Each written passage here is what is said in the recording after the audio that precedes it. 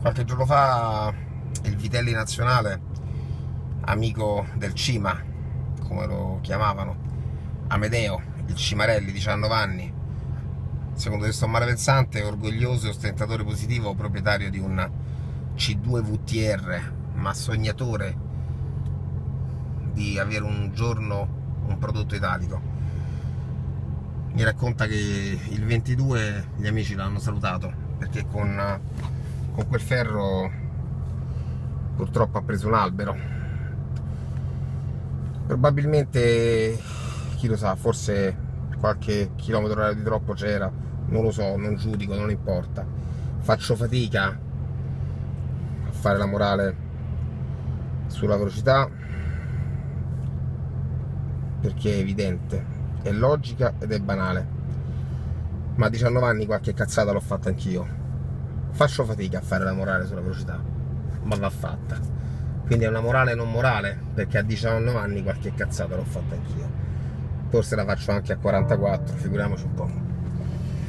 E allora questo video, Edo mi chiede se puoi parlarne perché non lo dimenticheremo mai e per far vedere che anche una persona come te lo ricorda. Non è questo importante.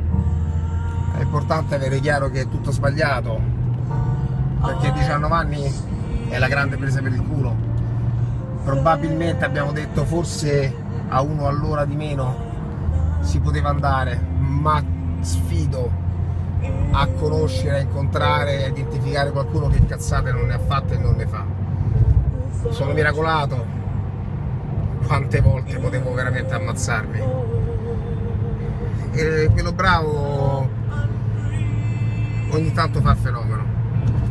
E allora, caro Cima, io da 44enne fallibile, padre di 2 figlie, marito, lavoratore, povero assicuratore, che non è un assicuratore povero, in questo splendido contesto pontino, dopo aver preso una cosa da bere con gli amici, 2 di noi, il Maggiore nazionale e la Scienzi nazionale, poco più grandi di te, ostentatori positivi e lavoratori, studenti, ti dico che è tutto sbagliato. Poveri genitori, povero Cima, poveri amici, provo una profonda disperazione per questo.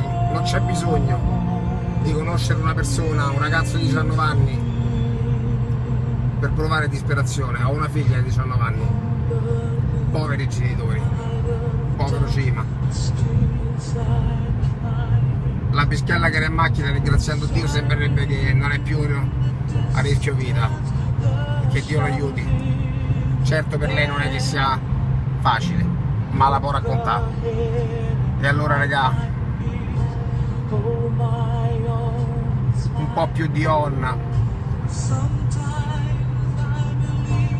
e viva la vita, no? Cazzarate senza cazzarare, esagerate non esagerando, amate amando.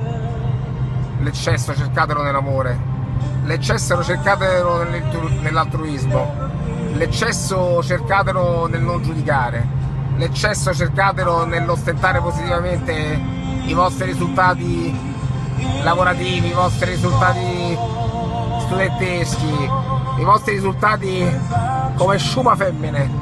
L'eccesso dimostratelo in ambito sportivo, l'eccesso, perché un po' d'eccesso serve. Cerchiamo di metterlo in atto nei giusti ambiti. E secondo te sto male? Ciao Cima,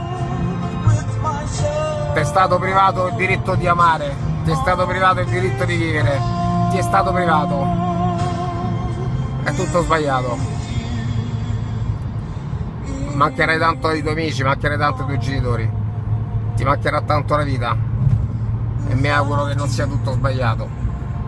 Bella per te, io sono miracolato, me la guido ora, scalo pure, ma non eccesso, non eccedo. Via la life.